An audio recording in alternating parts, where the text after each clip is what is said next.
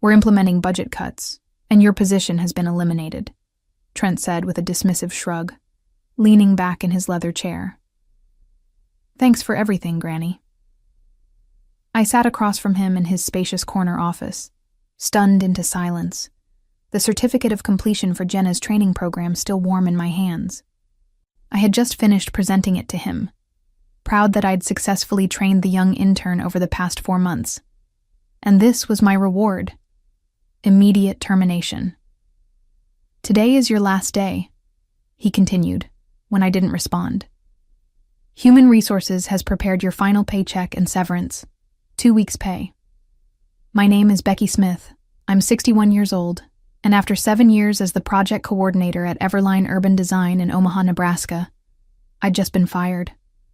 7 years of ensuring every permit was filed correctly, every deadline was met, and every regulatory hurdle was cleared.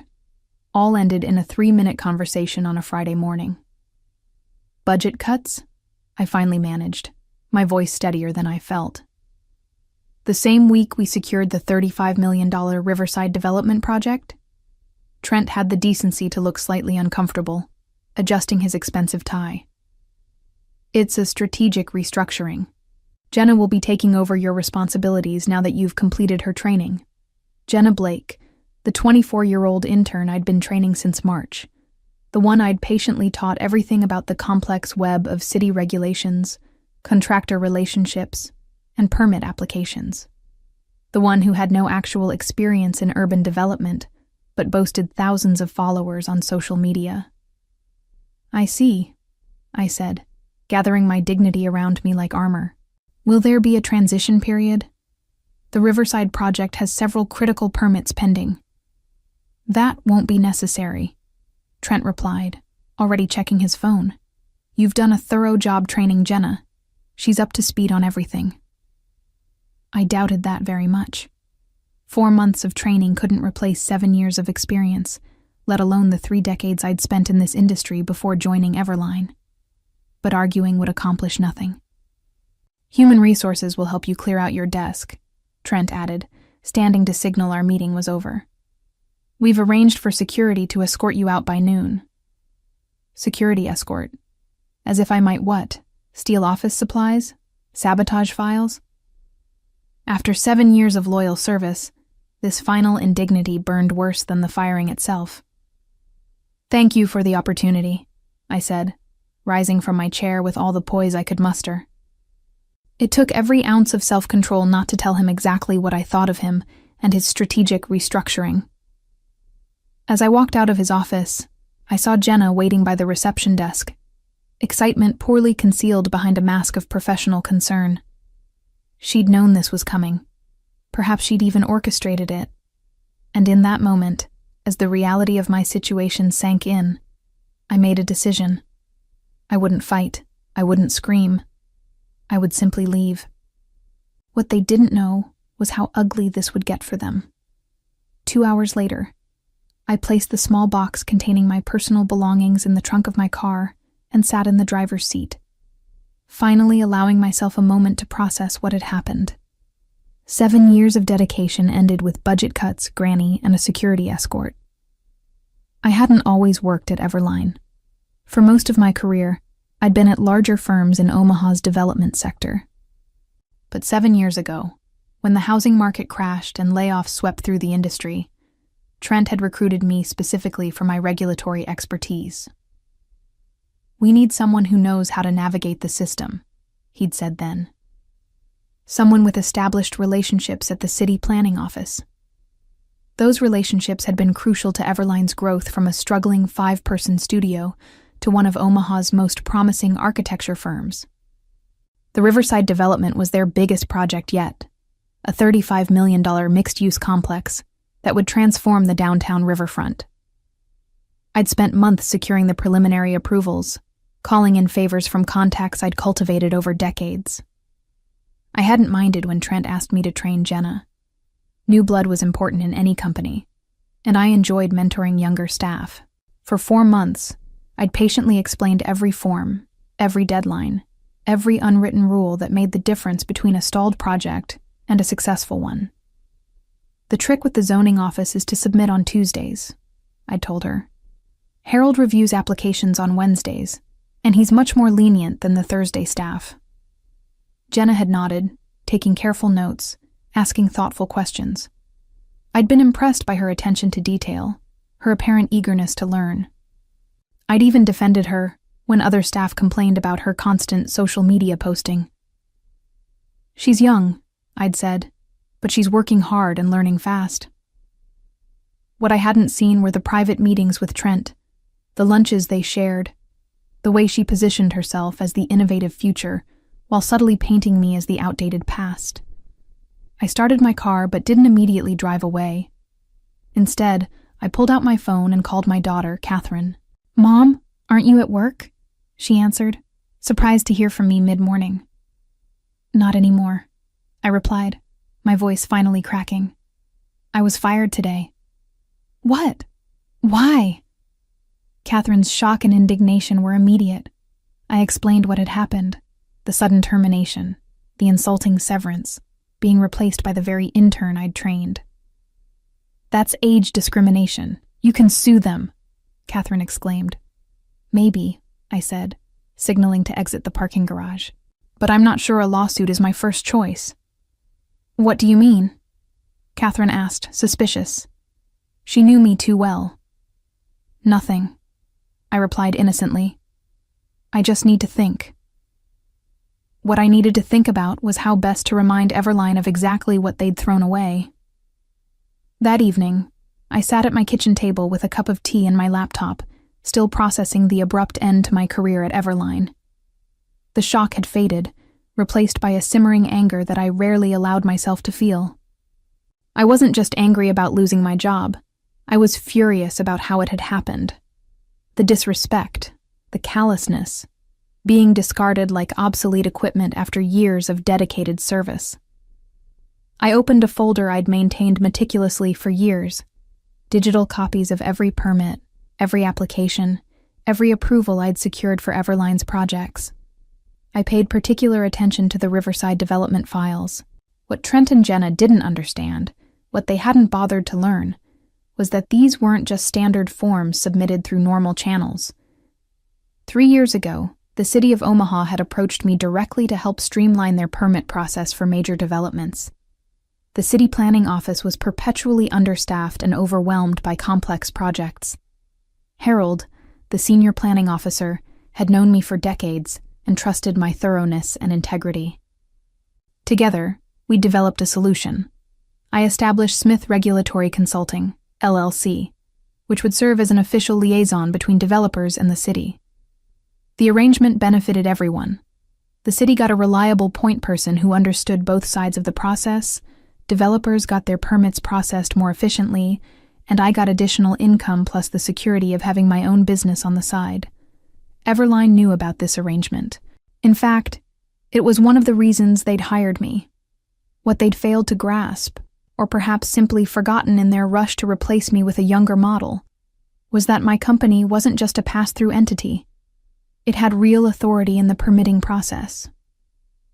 For the Riverside development, all the critical permits had been filed under my LLC's oversight, with my digital signature required for final approval.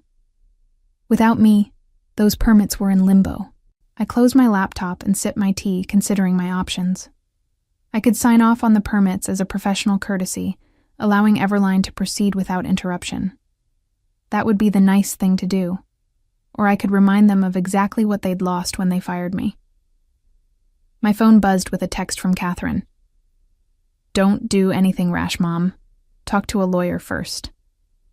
I smiled. My daughter really did know me too well. The next morning, Saturday, I contacted my friend Victoria, who happened to be an employment attorney. We met for coffee at a quiet cafe downtown. "They can't just fire you because of your age," Victoria said after hearing my story. "But proving age discrimination can be tricky." "I'm not interested in a discrimination lawsuit right now," I replied. "I want to know about my obligations regarding the permits filed through my consulting company."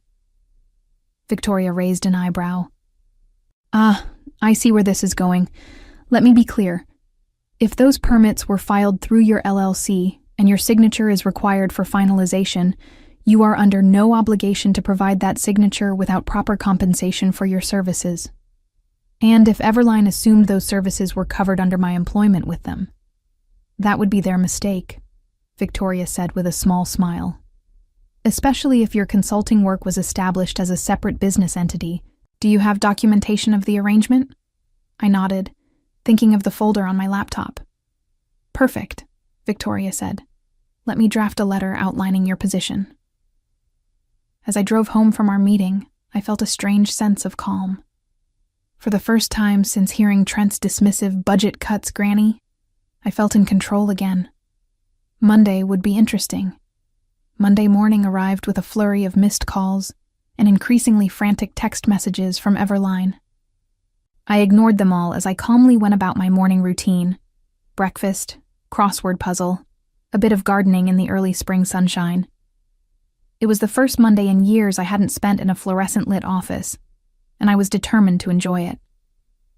At 10:15 a.m., my phone rang again. This time it wasn't Trent or anyone else from Everline. It was Harold from the city planning office. I decided to answer. "Becky, thank goodness," Harold said when I picked up. "We've got a situation with the Riverside permits. Everline submitted a request for final approval, but everything's filed under your LLC. I told them I can't proceed without your digital signature." "Yes, that's correct," I replied calmly. "My company is the official liaison for that project." "They're saying you're no longer involved with the project? Something about restructuring?" "My employment with Everline ended Friday," I explained. "But my consulting company's involvement with the permits is a separate matter entirely." Harold paused before speaking again. "I see. Well, this puts us in an awkward position. The city can't proceed without your sign-off, but Everline is insisting we bypass you." "That's not possible under our agreement with the city, is it?" I asked, already knowing the answer. "No, it's not," Harold confirmed. "The expedited process we established requires your verification. Without it, they'd need to resubmit everything through the standard channels." "And how long would that take?" Harold laughed. "For a project of Riverside's size?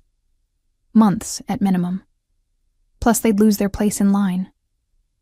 After finishing with Harold, I checked my phone to find 3 more missed calls from Trent. The latest voicemail was notably different from his earlier messages. "Becky, look, I think there's been a misunderstanding. Can we please discuss the Riverside permits? Call me back as soon as possible." I smiled. The panic in his voice was unmistakable. He'd finally realized what my firing actually meant for his precious project. At noon, I received an email from Victoria with the draft letter she'd prepared for Everline. It was perfect. Professional, firm, and crystal clear about my position. Smith Regulatory Consulting would be happy to complete the permit process for the Riverside development for a consulting fee of $75,000, approximately what I would have earned in salary over the next 9 months, plus formal credit as the regulatory compliance specialist on all project documentation. I approved the letter, and Victoria sent it immediately. Trent's response came within minutes, a hastily written email demanding that I call him for an urgent discussion. I ignored it. Instead, I drove to my favorite nursery and spent the afternoon selecting plants for my garden. I was examining tomato seedlings when my phone rang again. This time, it was a number I didn't recognize. "Hello? Mrs. Smith, this is Jackson Warren." I nearly dropped my phone. Jackson Warren was the principal investor in the Riverside development, a prominent businessman with deep pockets and a reputation for not tolerating delays. "Yes, Mr. Warren. What can I do for you?" "I understand there's an issue with the permits for Riverside," he said, his tone direct but not unfriendly. "Trent Callahan seems to be having trouble explaining the situation clearly. I'd like to meet with you directly to understand what's happening." I agreed to meet him the following morning at his downtown office. When I returned home, I found an email from Jenna Blake in my inbox. The subject line read, "Please help." The message itself was both pleading and condescending, Becky, I know you must be upset about the restructuring, but holding up the Riverside project is only hurting your professional reputation. Please be reasonable and sign off on the permits. I'd be happy to include your name in the acknowledgements. Acknowledgements. After being fired and replaced, she thought I'd settle for a mention in the acknowledgements. I deleted the email without responding and went back to planning my garden. Tomorrow's meeting with Jackson Warren would be interesting indeed. Tuesday morning, I dressed carefully for my meeting with Jackson Warren, choosing an elegant navy suit I'd rarely worn to the casual Everline office. I arrived at Warren Development's sleek downtown headquarters 15 minutes early and was immediately escorted to a spacious conference room with floor-to-ceiling windows overlooking the very riverfront the Riverside project was meant to transform. Jackson Warren entered precisely on time, a tall man in his late 50s with silver hair and a reputation for blunt speaking. He shook my hand firmly. "Mrs. Smith, thank you for coming. Coffee?" I accepted, and as his assistant served us, Warren got straight to the point. "I've invested $12 million in the Riverside development so far," he said. "Now I learn that the entire project is stalled because Everline fired the one person who could navigate the permit process. I'm not pleased. I understand your frustration, Mr. Warren." "Call me Jackson," he said, leaning forward. "I've been looking into this situation. It seems your firing wasn't just unexpected. It was exceptionally poorly timed and possibly illegal." I raised an eyebrow, but said nothing. "Tell me about these permits," Jackson continued. "Trent claims it's a simple paperwork issue that you're dragging out because you're bitter about being let go." I opened my laptop and showed Jackson the digital trail of the Riverside permits. The initial applications, the preliminary approvals, the pending final clearances, all filed through Smith Regulatory Consulting. 3 years ago, the city of Omaha asked me to establish this arrangement to streamline the approval process for major developments, I explained. Everline knew this. It's why they hired me. But apparently they forgot that my consulting company is legally separate from my employment. Jackson studied the documents carefully. "And without your signature on these final approvals, the project can't move forward. Everline would need to resubmit everything through standard channels, which would take months at minimum." "I see." Jackson sat back, his expression thoughtful. "And you sent them terms for completing the process?" "My attorney did, yes. A consulting fee plus professional credit for my work." "Reasonable terms?" $75,000, about 9 months of the salary they were no longer willing to pay me, plus recognition as the regulatory compliance specialist on project documentation. Jackson nodded slowly. "And their response?" "Demands that I call Trent for an urgent discussion. Nothing addressing the actual terms." "Typical," Jackson muttered. He tapped his fingers on the table for a moment, then made a decision. "Mrs. Smith, Becky, I'd like to make you an offer that bypasses Everline entirely. This was unexpected." "I'm listening." "Warren Development would retain Smith Regulatory Consulting directly for the duration of the Riverside project. Same fee you proposed to Everline, plus a bonus structure tied to meeting key regulatory milestones. You'd work directly with my team, not through Everline." I tried to keep my expression neutral despite my surprise. "And Everline's role?" "That's between me and them," Jackson said with a cold smile. "But I'm reconsidering our entire relationship given how they've mismanaged this situation." I left the meeting with a handshake agreement and instructions to have Victoria review the formal contract that would arrive that afternoon. As I walked to my car, my phone buzzed with a text from Trent. "Emergency meeting about Riverside today at 3 p.m. Your presence requested. Will pay consultation fee." Too late, I thought. Much too late. When I arrived home, I found an elaborate flower arrangement on my porch with a card from Jenna. "So sorry about the misunderstanding. Please call Trent ASAP. We need you." I placed the flowers on my elderly neighbor's porch instead, knowing she would enjoy them more than I would. Then I called Victoria to brief her on the Warren Development offer. They're offering to match the fee we proposed to Everline, plus performance bonuses, I explained. And I'd be working directly with Warren's team, not through Everline. Cutting Everline out entirely, Victoria said with an appreciative whistle. That's quite a development. Did Warren indicate what this means for his relationship with Everline? He said he's reconsidering it. I got the impression that Trent has some explaining to do. I imagine he does, Victoria replied. Send me the contract when it arrives. In the meantime, I suggest you continue ignoring Everline's increasingly desperate attempts to contact you. I spent the afternoon in my garden, planting the seedlings I'd purchased the day before. It was therapeutic, digging in the soil, setting young plants into place, imagining the harvest to come. A perfect metaphor for this unexpected new chapter in my professional life, planting seeds for future growth after being uprooted. By Wednesday morning, news of my arrangement with Warren Development had spread through Omaha's tight-knit development community. My phone buzzed constantly with calls and messages from former colleagues, other developers, and even journalists seeking comments. Trent's desperation reached new heights. First came an email offering an immediate consulting contract at twice the rate I'd requested. When I didn't respond, he followed up with a voicemail. Becky, please, we need to talk.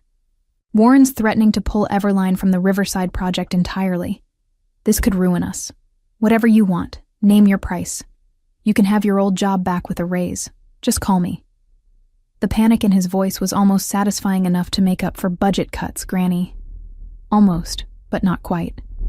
At noon, Victoria called with an update. Warren's legal team sent over the contract. I've reviewed it. It's very favorable. Significantly better terms than anything Everline might offer you now. How so? I asked. For starters, it's not just for Riverside. Warren wants Smith Regulatory Consulting retained for all of his development projects in Omaha for the next 2 years, with an option to renew. The fee structure would give you a comfortable 6-figure income, plus those performance bonuses we discussed. And Everline's role? That's the interesting part, Victoria said, and I could hear the smile in her voice.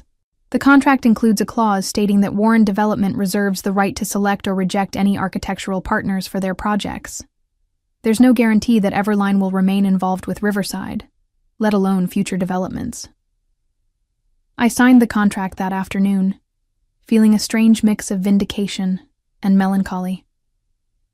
I hadn't set out to destroy Everline. I'd given 7 good years to that firm.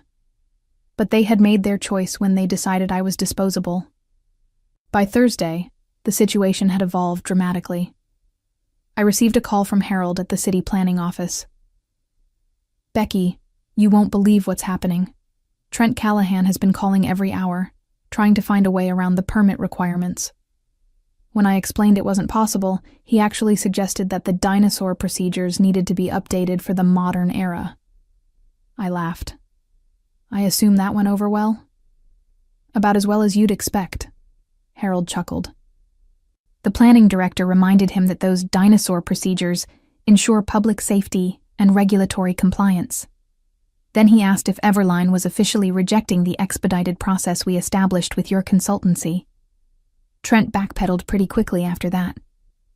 Later that day, I met with Jackson Warren and his project team to begin the transition. As we sat in Warren Development's sleek conference room, Jackson made a surprising announcement. I've decided to terminate Everline's contract for the Riverside development, he stated matter-of-factly. Their mishandling of the permit process demonstrates a fundamental lack of professional judgment that I'm not willing to risk on a $35 million project. What about the architectural plans they've already completed? I asked, stunned by the decisiveness of his move. We've retained ownership of all plans and specifications per our contract, Jackson explained. I've already reached out to Hartman and Associates to take over. They've agreed to honor the existing designs with some minor modifications. Hartman and Associates was Everline's biggest competitor in Omaha. The irony wasn't lost on me. Now, Jackson continued, turning to me with a smile, let's discuss how we get this project back on track. With your expertise leading our regulatory compliance efforts, I'm confident we can make up for lost time. As the meeting progressed, I found myself energized by the challenge ahead. At 61, I had been dismissed as irrelevant, a granny whose experience no longer had value. Now, I was a key consultant on the biggest development project in Omaha, working directly with one of the city's most influential investors. Sometimes being fired is the best thing that can happen to you, especially when they have no idea what they're losing. The headline in Monday's Omaha World-Herald business section said it all. Warren Development drops Everline from Riverside project, cites permit mismanagement. The article detailed how the $35 million project would now proceed under new architectural leadership, with Smith Regulatory Consulting handling all regulatory compliance. There was even a quote from Jackson Warren. In development, experience and relationships matter. We've brought in the best regulatory compliance specialist in Omaha to ensure this project proceeds smoothly for the benefit of the community. The best part? A small photo of me standing with the Warren development team at the permit office, my digital signature finalizing the very approvals that had been in limbo the week before. I saved a copy of the newspaper alongside the termination notice Trent had handed me just 10 days earlier. The contrast couldn't have been more stark, from fired with a paltry 2-week severance to featured in the business section as a key consultant on Omaha's most significant development project. Catherine called shortly after the article was published.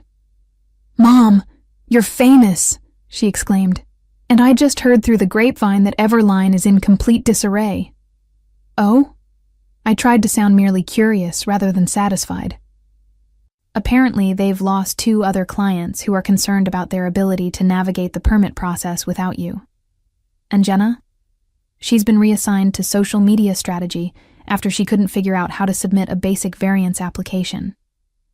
I couldn't help but smile at that. Social media strategy. Exactly what Jenna was qualified for, not the complex regulatory work Trent had tried to foist upon her after firing me. "It's not just Riverside they've lost," Catherine continued. "Jackson Warren has 5 other projects in development across the city, and word is he's taken all of them away from Everline. That's millions in contracts." "That's business," I replied simply. "No, Mom," Catherine laughed. "That's karma." "It's not karma," I corrected her gently. "It's just the natural consequence of undervaluing expertise." 3 months later, I stood at the Riverside groundbreaking ceremony, watching as Jackson Warren and city officials ceremonially turned the first shovels of dirt on the project. My role had expanded beyond regulatory compliance. I was now effectively Warren Development's liaison with the city for all their projects, a position created specifically for my unique combination of expertise and relationships. As photographers captured the moment for local news outlets, I spotted a familiar face on the periphery of the crowd, Trent Callahan, looking decidedly less confident than when he'd fired me with a dismissive, "Budget cuts, Granny." Our eyes met briefly before he looked away, his discomfort evident. After the ceremony, a reporter from the Omaha World-Herald approached me for an interview. The resulting article, "The Permit Whisperer: How Becky Smith Became Omaha's Most Sought-After Development Consultant," ran on the front page of the business section. It detailed my decades of experience, the respect I commanded from city officials, and the critical role regulatory compliance played in successful urban development. There was even a quote from Harold at the city planning office. "Becky knows more about Omaha's zoning and permit requirements than anyone else in the industry. Developers who work with her get their projects approved in half the time." My consulting business expanded rapidly after that. I hired 2 assistants, experienced women in their 50s who'd been similarly pushed aside at other firms, and established an internship program specifically for people changing careers midlife. I never actively sought to damage Everline, but I watched with detached interest as their fortunes declined. Without access to my expedited permit channel, their projects faced delays. Several clients followed Warren Development's lead and took their business elsewhere. Trent's youthful approach wasn't delivering the results he'd promised. Jenna lasted 6 more months before leaving for a marketing position at another firm. I wished her well when I heard the news. She was young, She had time to learn that flash without substance rarely succeeds in the long run. As for me, at 61, I had embarked on the most rewarding phase of my career. Not as someone's employee, but as the architect of my own success, building a business that valued experience, embraced wisdom, and never ever dismissed someone as just a granny.